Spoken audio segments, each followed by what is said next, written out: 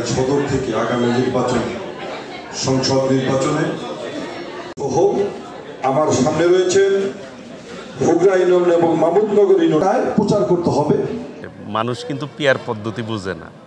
মানুষ পূর্বে যেভাবে ভোট দিয়েছে, যেভাবে মনে করে যে তার এলাকার নেতা তারাই ঠিক করবে, কে তার এলাকার সুখ দুঃখ বুঝবে, যেই পদ্ধতিতে মানুষ অভ্যস্ত সেই পদ্ধতিতেই ভোট দিবে মানুষ।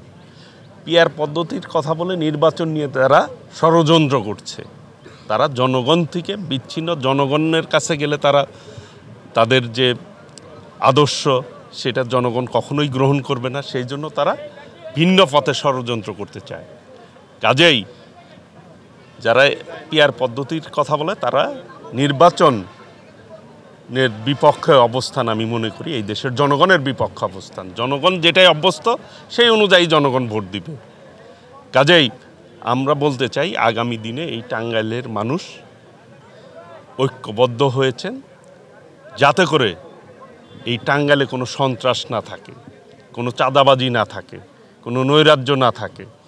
সকলে মিলে নিরাপদ টাঙ্গাইল চায় এবং উন্নয়নের ক্ষেত্রে আমরা সকলকে নিয়ে ঐক্যবদ্ধভাবে এই টাঙ্গাইলকে গড়ে তুলব।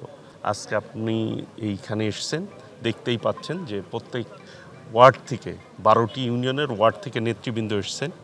তারা আগামী দিনের কর্মপন্থা নির্ধারণ করবেন, কিভাবে আগামী দিনে আমরা মত বিনিময় করছি, আগামী দিনে কিভাবে আমরা নির্বাচনের জন্য কাজ করতে পারি সেইভাবেই আমরা নিজেদেরকে তৈরি করছি।